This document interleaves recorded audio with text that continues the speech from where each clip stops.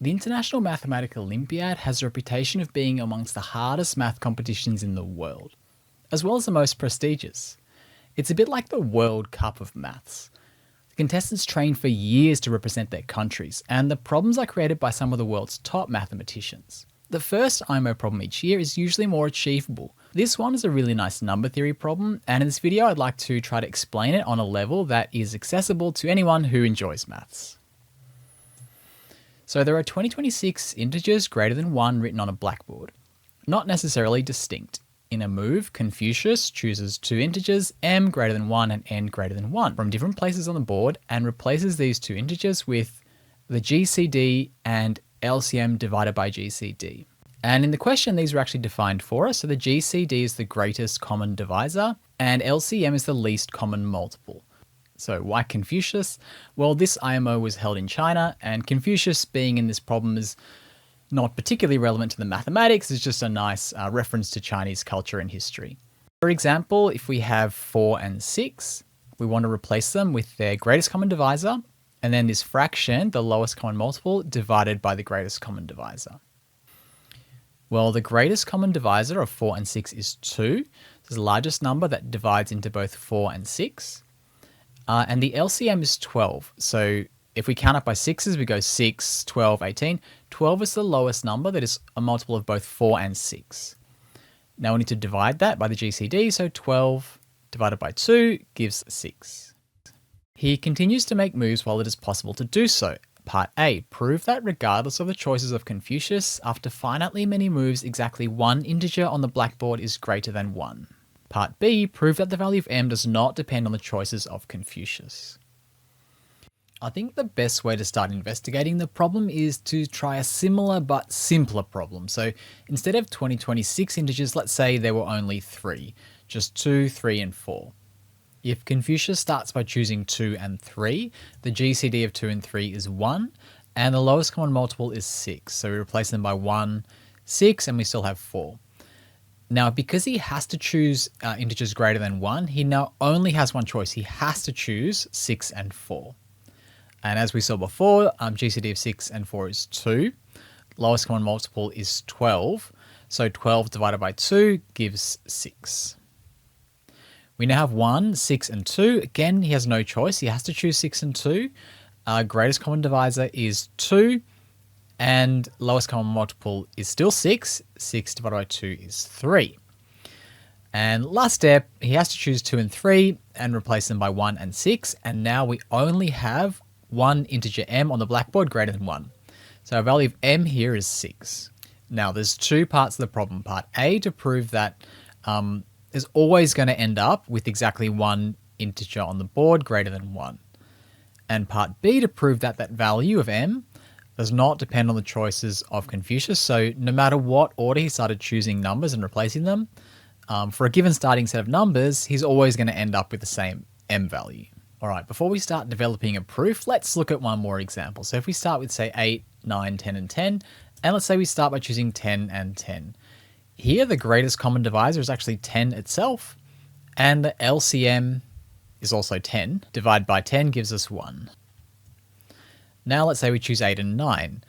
Only common divisor is 1, and the LCM is 72.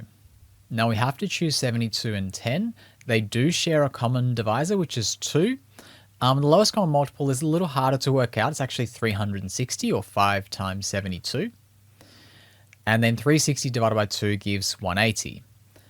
Again, they share a common divisor of 2. Lowest common multiple is the larger number, 180. Dividing by 2 gives 90. So the same trick again. 2 divides into 90. So greatest common divisor is 2. And LCM divided by GCD is 45.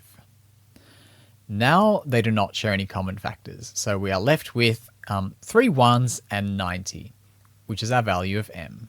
So what did we learn from his examples? One thing is that an integer on the board is replaced by 1 whenever the two number selectors do not share any other common factors. We call those integers co-prime. So for example, 8 and 9 are co-prime, so the greatest common divisor is 1. And another thing we notice is that if the smaller number divides the larger one, then the smaller number is the GCD that remains. The larger one gets divided through by it. So it reduces. We're trying to prove that we end up with a whole lot of ones. So let's start by, how do we get a 1? Well, if the two integers chosen have a GCD of 1, then one of those integers must be replaced by the number 1. If that does not happen, then the two integers chosen must have a GCD which is greater than 1. And what can we say in this case? Well, it's not exactly that the smaller one has to divide the larger one. It may be, for example, like 4 and 6 that share a greater common divisor of 2, even though 4 does not divide 6.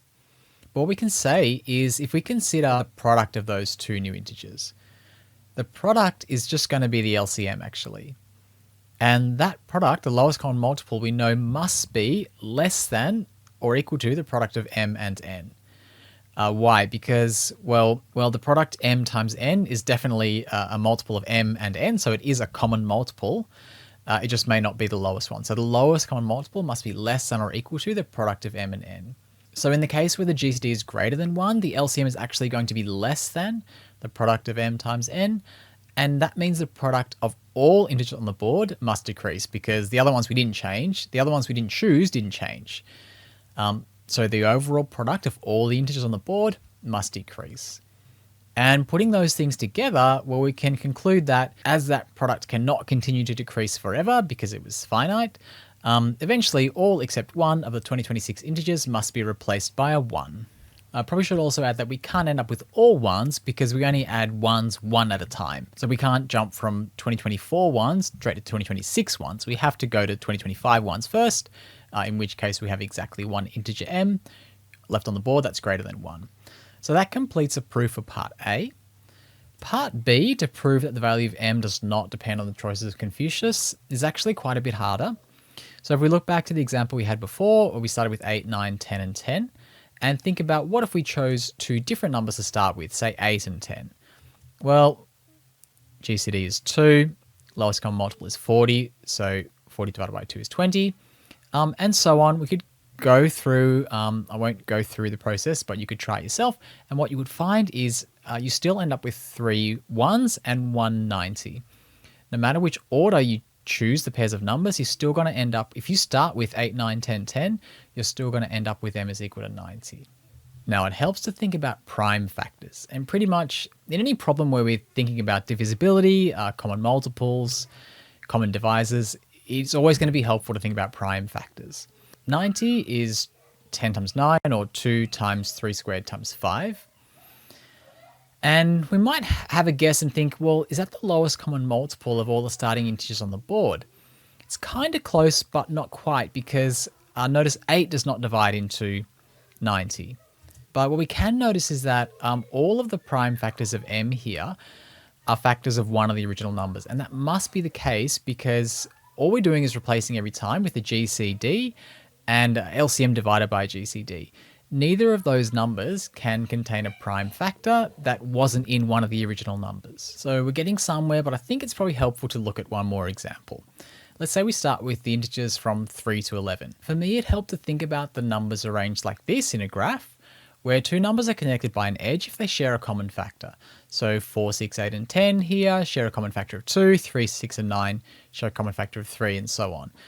Notice 7 and 11, I don't share any common factors with any other numbers, so they're just off by themselves. And now as we did before, let's think about the product. So if we select two integers that do not share any common prime factors, the GCD is 1 and the product is going to remain as it was. So for example, if we replace 7 and 11 by 1 and 77, the product was 77 before and it's still 77. Again, let's replace 5 and 77 by 1 and 385, which is 5 by 77. The product again has not changed. So that 385 is 5 times 7 times 11. What we can notice from that is if there were no common factors between any of the integers, then the final value of m would just be equal to the product of all the integers on the board, which is good because that's going to be the case regardless of the order in which the pairs are selected.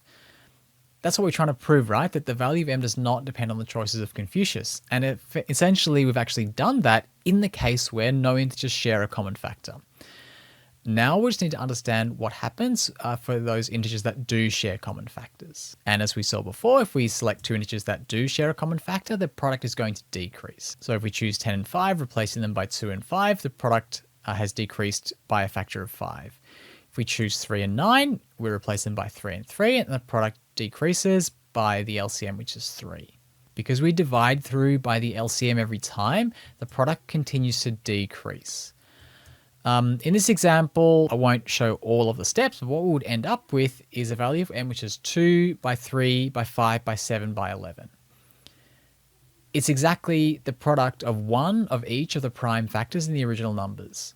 Now that would be nice if that were always the case, but we've already seen that that's not always the case, that we just get one of each of the prime factors, because in the example above, we had a 3 squared in m. Now we did start with one of the integers being 9, which is 3 squared. But we also started with 8, which is 2 cubed, but in m we did not have a 2 cubed, we just have a single 2.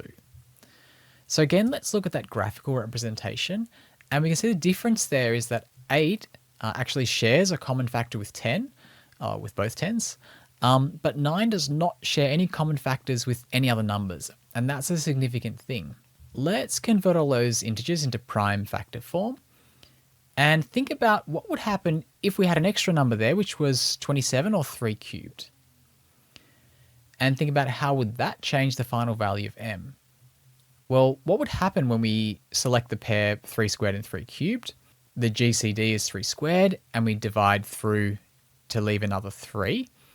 And if we were to continue that process to the end, what we would find is only one prime factor of 3 remaining in a value of m. So even though we added another power of 3 in the integers to start with, we get a reduced power of 3 in our final value of m. What about if we started with an 81 or a 3 to the power of 4? Or better yet, something that shares a common factor of 5, let's say 5 times 3 to the power of 4. Well, when we select the two integers with a common factor of 3, their GCD is still 3 squared, but when we divide through, we're actually left with another 3 squared. And the effect that that's going to have on our final value of m is that it's also going to contain a 3 squared. And hopefully that gives some intuition for this statement that for any prime p, the power of p remaining in m is actually the greatest common divisor of all powers of p in the original numbers. So for example, if we had 3 squared and 3 to the power of 4, greatest common divisor is 2, and we're left with a 3 to the power of 2 in our final value of m. Whereas when we started with 3 squared and 3 to the power of 3, the greatest common divisor of the powers is now 1, so we end up with a 1, a 3 to the power of 1 in our final value of m. Here is that quantity written formally. It's a product across all primes that divide one of the 2026 integers. The product is of p to the power, and that power is a GCD. Now, I'll explain what this VP notation means and show the formal derivation of this quantity, but I want to let you know that I did not write this. This proof was actually created by ChatGPT 5.6, and this paper was published by a team of ex-IMO contestants, and in their view, the ChatGPT solution to problem 1 was perfect, as was its solutions to just about all of the other 6 problems, which is amazing. So the method uses this VP notation, which is a p-adic valuation. Essentially, it's what I described before as the highest power of a prime p within any given number. And this is not just a ChatGPT notation, this is actually a standard number theory notation, and most IMO contestants who solve this problem would actually have also used this VP notation. So if the two integers chosen have p-adic valuations of a and b, then the p-adic valuations of the new integers would be the minimum of a and b, that's for the GCD, and the difference between a and b, that's for the LCM divided by the GCD. To see why that's the case, imagine we want the GCD of p to the power of a and p to the power of b. Now if a is less than b, we're just going to take p to the power of a, that is the smaller power. So for example, the GCD of 3 squared and 3 cubed is just 3 squared. And for the LCM, we take the larger power. Now when we divide the LCM through by the GCD, we get the difference between the smaller and the larger. The next part of the proof states that the GCD of these two p-adic valuations is equal to the GCD of a and b. Assuming a is the smaller one, we can say that the GCD of a and b minus a is equal to the GCD of a and b. This is also a key factor in number theory, and it's the basis for the Euclidean algorithm. You can look up the Euclidean algorithm. I think the best way to understand it visually is by imagining a rectangle. Any square whose length can divide both the length and the width of the rectangle can also divide the difference between the length and the width. And the opposite is also true. So in each move that Confucius makes, a smaller power is subtracted from a larger power, but the GCD of all the powers remains constant or invariant. So by the time we're left with only one integer m greater than 1 remaining on the board, all of the powers of all of the primes are contained within that m, so m is always given by this product, and does not depend on the order in which Confucius chose the numbers. Another really nice IMO problem. If you have any questions, comments, or corrections, feel free to drop them in the comments. Thank you to the creator of this problem. Well done to all the students who took the IMO this year, and all those who... And well done and thank you to you for watching to the end of the video. Bye.